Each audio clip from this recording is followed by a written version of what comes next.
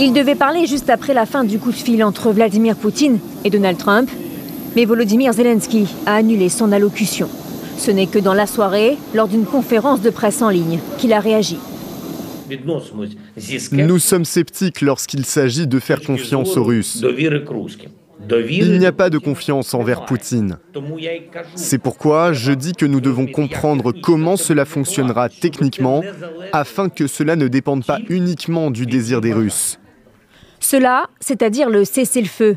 Les présidents russes et américains ont largement parlé de ces modalités, mais rien n'a, après coup, été partagé avec le président ukrainien.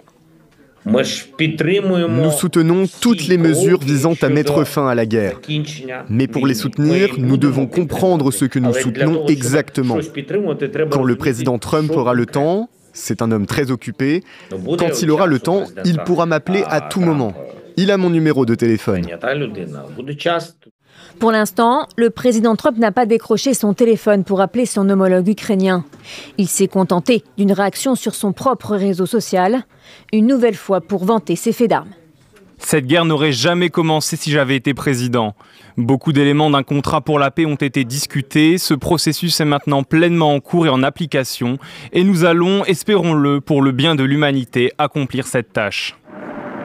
Une éventualité d'un cessez-le-feu qui résonne évidemment en Ukraine, et plus particulièrement à Kharkiv, ville proche de la frontière russe, régulièrement visée par le Kremlin. Ici, pas de quoi se réjouir.